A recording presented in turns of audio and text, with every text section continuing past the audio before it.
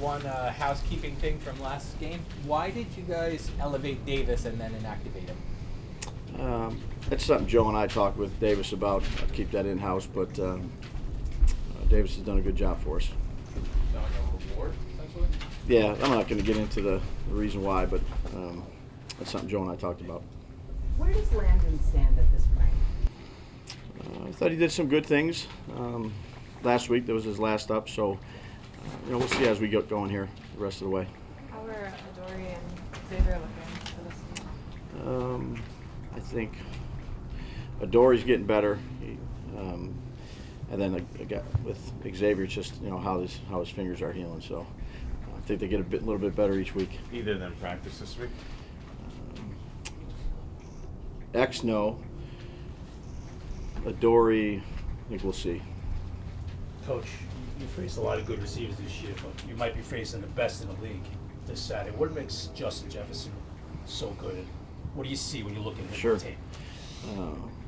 One, he's extremely talented. He's got good quickness, good body control, can run any route. They line him up all over the place. I think they do a great job with him. He's hard to cover in man. He's got great awareness in zone. He's good after the catch. He can make contested catches. He's a problem. How about his route running? Yeah, route route running. One of the top route runners. Absolutely, and he can run anything you ask him to run. So he gives great. It's hard to read him because he's so good at the top of the route, whether it's body control, his eyes, his head. He's really good. Has Pinnock made Xavier being out a little more, a little easier to take because of the way he's played? Yeah, well, you never, you can't replace, really good players for you, but I think Pinnock has done an excellent job of fitting into our defense. I think the defensive coaches have used him the right way, whether it's in the deep part of the field, down in the box, blitzing. He's been a good addition for us. Does he hit a little harder than most? Because it seems like he brings, especially for a guy explosive. who was a former corner. Yeah, no, he's so explosive. He's got strength and power and good speed, and yeah, he can bring it. What does it do for you defensively when you guys play Landon and Tony in the box and seem to go a little smaller, but also off of that, what does it do to an offense when they have to adjust to that? Well, it depends. You'd have to ask how the offense accounts for those guys. There's points in every play, whether it's protection or the run game. They're interchangeable. They can play multiple spots. They're extremely smart, both of them. Tony's been in the system before, so I think he's got a good understanding of how we do things defensively. And Landon's just an instinctive guy. He did a good job last week. Where are you on Daniel and kind of the steps he's taken under your staff's tutelage this season? Well, give Daniel credit first and foremost. He's an extremely hard worker. I think he understands what we're trying to accomplish each week. It's every week it's a little bit different, but he's works extremely hard. He studies. He understands the teams that we're playing, and he makes good decisions for what we ask him to do. Last week was a little bit different than the week before, and he's taking care of the football. He's done a good job. In your experience, how difficult is it for a quarterback who has either a fumbling, an interception issue, or a turnover issue to correct that? Because it seems like, generally speaking, he's done that. Yeah, no, give credit to him. I mean, he's got to take care of the ball in the pocket, and he's got to be the one to make the decisions when he's under pressure. And I think Shea's done a really good job with him in the quarterback room of, we try to do things that accentuate his strengths, and I think he can throw it on all three levels, but there's a way to play each game against each opponent based on what they have defensively, how their rush is, what their corners look like, and he's done a good job of operating and executing our offense. You come from a place. I'm sorry. You come from a place where you've experienced in a quarterback being a really popular guy in the locker room. Yeah. It certainly seems like Daniel has won over teammates and is highly respected. How much does that matter? Yeah, I think when I got here, just talking to some of the skill guys and even the defensive guys, they've always had that respect for Daniel because the way he approaches his job, he's a true pro, and he's a good leader. I know he's kind of a quiet guy, but in the huddle, he's a good leader with those guys, and he knows everybody's responsibilities. He can get things lined up. He can correct mistakes. He's a problem solver. So I think the guys have a lot of respect for him. The turnover thing obviously was a thing early in his career, right? What do you say? What do you make of him having? He's thrown 4 interceptions. It's the fewest of any quarterback in the NFL this year that's played most of their team's games. What do you make of that? That's good. Yeah. What do you attribute it to? Like, why do you think there's been such a drastic shift there? Well, again, like I was saying to Kim, I think he works at it. I think Shea's done a great job of, we have certain reads and things in our offense that we teach, and he just goes out and executes well. So he's done everything we've asked him to do in terms of the things that we need to do each game. Again, it's never going to be perfect. There's, it's a hard position to play. I think he's got some confidence. We have confidence in him, and we just put together a game plan that we think will work well for us as a team, but work well for him too as a quarterback. Do you think there's more upside to him? I mean, a lot of times that when somebody's that far along in their career, they'll say, "Oh, that's their ceiling." Do you think there's? Well, I don't think he's that far along in his career as a quarterback. Again, it's a tough position to play. Sometimes, look, I can just go by the guys that I've had the last few years. When I was with him for 4 years, and each year we took a little bit of a step. And you always give credit to the players, but again, his ability to grasp information and then go out there and perform it. Again, with what we're asking him to do, I'm not sure with the other years he's been here. I think he's made steps each way.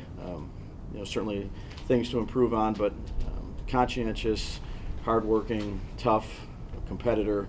Those are good qualities to have at that position. The flip side is you've had the fewest 20-plus yard pass plays, right? How much of that do you view as situational, personality? What do you attribute that to? Yeah, well, I think, look, we always have a game plan each week. Go into a game of how we want to play it, and his job is to make the right decisions. So if it's to throw a quick game or take an underneath route, he's done a good job of putting the ball where we want him to put it. We certainly would like more explosive plays that helps you score more points, but he's doing what we ask him to do. Brian, guys, a lot of time guys on the outside have these fiery dispositions. Daniel is not that way. I thought you were talking about me. Well, that we know. But Daniel's not that way. But does that not tell the whole story about Daniel with the fire inside? Yeah, no, he's a competitor, and I think that's why his teammates respect him so much. I think he's just very level-headed, and that helps too when there's sometimes there's chaos in a game, whether that's in the pocket, whether you're down, and I think he's really been the model of consistency with his attitude and his approach, and that's what I appreciate about him. Understanding that offensive line works as 5 guys, it certainly seems like early in the season, and then again yesterday, the offensive line has played really well with Bredesen specifically in there. What is it about him that he brings? It seems that, unless that's a coincidence.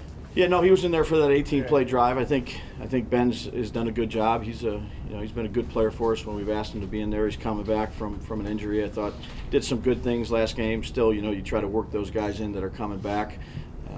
Him, Gates, Feliciano, Glow. I'd say we have a lot of confidence in all 4 of those guys. Do you think you'll be, at left guard specifically, rotating that the rest of the season, or do you kind of? Yeah, that's a good question. I think we'll go through it this week. I think they've all earned the right to play. They know what to do. They're tough, competitive. So that'll be a discussion we have kind of at the end of probably every week going forward. How much is putting Gates at center on the table there? Yeah, especially with I think we now. talk about all those things. I think John did a really good job last week. But again, those 4 guys inside, we have confidence in all those guys.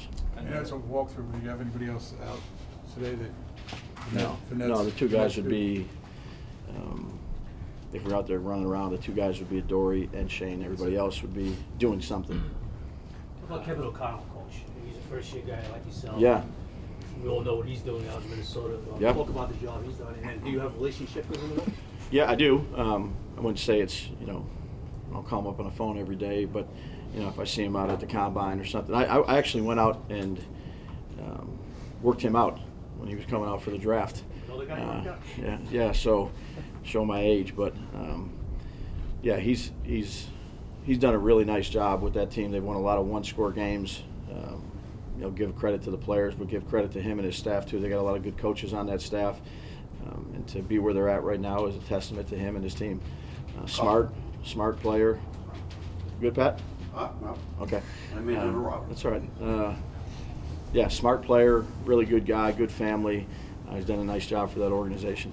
Are they Couple more, similar couple to you more. guys in the way you talk about Minnesota winning a lot of one-score games, a lot of close games? Are they a little bit similar to you guys? No, I think every team's different. I just think they've done a good job of closing out games, or obviously coming back like they did last week, and they don't flinch. And I think that's a testament to Kevin and Coach O'Connell and the rest of the guys on that team. Did you get a chance to watch any of that game? Yeah, I saw a little bit of it. Yeah. Just, You often say I've. yeah. it's I mean, pretty I much watched seen it on the every- coaching tape, but I saw a little bit of it at the hotel. You've often said I've pretty much seen everything. Is that? Yeah, it was a great comeback. Yeah, unbelievable comeback. It's a pretty resilient team. Another guy coming back from injury, Leonard Williams. Yeah. Seemed like he played quite a lot of snaps for a guy who admittedly after the game said he wasn't 100%. Yeah. What did you see from him and just kind of the will he showed? Yeah, no, that's him. It was good to have him back. He's one of our best players. Particularly inside there with him and Dex, and good to have those guys out there. Brian, Okay, last one. Parcells would always say to us, let's not put this guy in Canton just yet. But when you see a performance like Kayvon the other night, does it make you say, like, wow, this guy is something special? I'd probably take a page out of Coach Parcells' book.